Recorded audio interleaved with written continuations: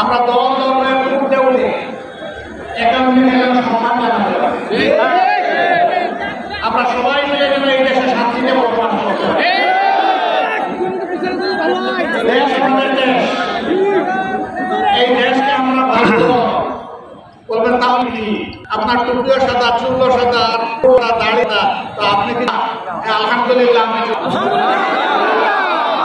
মানুষের কাল, যে মানুষের হৃদয় যুবকে সেই যুবক, আর যুবা সত্ত্বেও কিছুতে ভয় সে হইল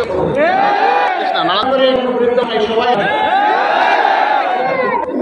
এখন যারা একটু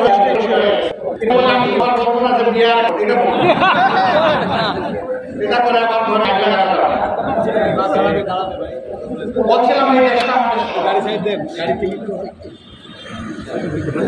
দেশকে আমরা ভালোবাসি। আমাদের ভালোবাসার প্রমাণ হচ্ছে বিপদ আপদ হতে আল্লাহর উপর ভরসা করে আমরা দেশ ছেড়ে পাই। কোথায় যাবো পালিয়ে? এদের যে আমার দেশ, আরেকটা ঠিকানা নেই, আরেকটা ঠিকানা চাই না।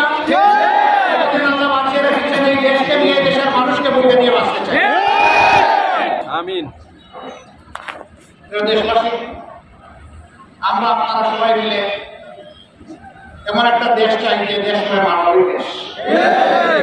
মানবিক দেশ হয়, দেশ হবে দুর্নীতিমুক্ত দেশ। অফিস, আদালত, কোর্ট কাছারি, মিল, ফ্যাক্টরি, ইন্ডাস্ট্রি কোথাও কোনো ঘুষ চলবে না।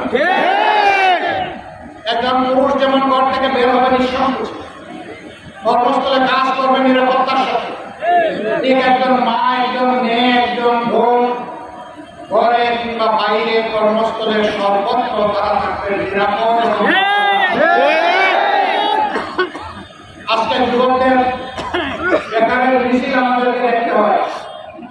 মা, আমরা বেকার সমৃদ্ধ বাংলাদেশ চাই না, আমরা যুব সমৃদ্ধ বাংলাদেশ চাই। এই যুবকদের হাত হবে কর্মীর হাত, উন্নয়নের হাত, কৃষকের হাত, প্রগতির হাত, আইনের হাত, শূন্য বিরোধী হাত। এমন একটি বাংলাদেশকে আপনারা চান? আলহামদুলিল্লাহ। তাকে আমরা ঐক্যবদ্ধ হয়ে সেই নির্মাণের সামনে দিকে কথা দিচ্ছি। এমন বাংলাদেশ ছাতাবাজি করার দুঃসাহস হবে না।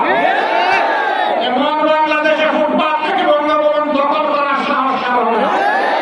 এমন বাংলাদেশে আমার একটি মা, আমার একটি মেয়ে, আমার একটি বোনের দিকে অসৎ দৃষ্টিতে চোখ তুলে দেখানোর সাহস।